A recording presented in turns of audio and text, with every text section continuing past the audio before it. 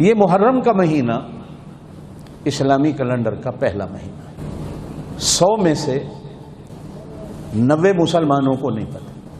زمانہ ایسی الٹی چال چل گیا ہے کہ مسلمانوں کو بھی جنوری فروری تو یاد رہتا ہے، اسلامی 12 مہینے کے نام مسلمانوں کو نہیں آتے۔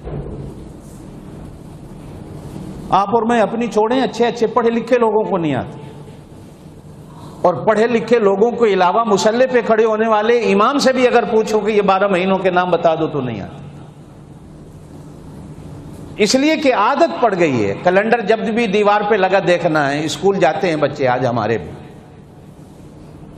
اس ہوا نے اتنا خراب کر دیا ہے کہ بچوں کو جنوری فروری تو یاد رہتا ہے، دسمبر تک کا بچوں کو نہ کبھی ہم نے نہ کبھی آپ نے اسلامی کیلنڈر کی تاریخ بتائی ہے کہ صاحب چاند کی تاریخ کیا ہے، اسلام کی تاریخ کیا ہے۔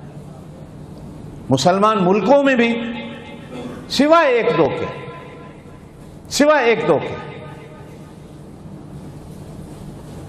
وہ ایک دو جن کے ہاں چاند کی تاریخ اور مملکت اور ملک کے کاروبار چلتے، اور باقی تمام انگریزی تاریخوں پہ چلتے۔ جس طرح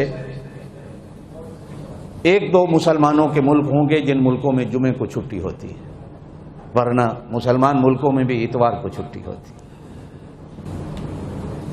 غیروں کے اس شعار کو اور عادات کو مسلمان نے ایسا اپنایا ہے کہ مسلمان اپنی قدروں کو، اپنی تاریخ کو، اپنے بڑوں کو بھول گیا ہے کہ ہمارے بڑے کس تاریخ پہ چلتے تھے۔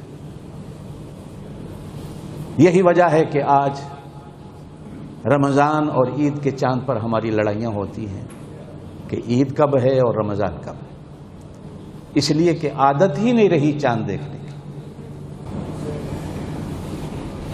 جو حضرات پرانے بیٹھے ہیں 50-60 سال کے اوپر کے، وہ شاید میری اس بات کی تصدیق کریں کہ آج سے 20-30 سال پہلے مغرب کی نماز پڑھنے کے بعد عورتیں بھی گھروں کی چھتوں پہ چڑھی ہوتی تھیں، بچے اور مرد بھی گاؤں سے نکل کے باہر چاند دیکھنے کے کھڑے ہوتے تھے، روزے کا چاند یا عید کا چاند۔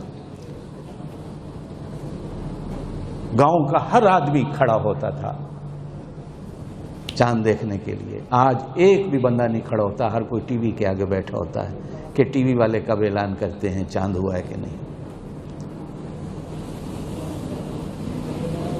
جب ہم اپنا ایمان ٹی وی پہ بنا لیں،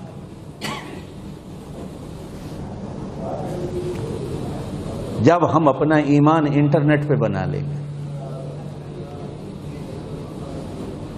قدرت پہ نہیں، ناراض نہیں ہونا، قدرت پہ نہیں اور قدرتی چیزوں پہ نہیں،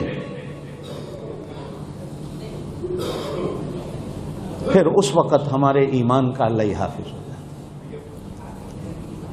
عادات بگڑ گئی ہیں، زمانہ ایسی الٹی چال چل گیا ہے کہ اب واپس آنا بڑا مشکل۔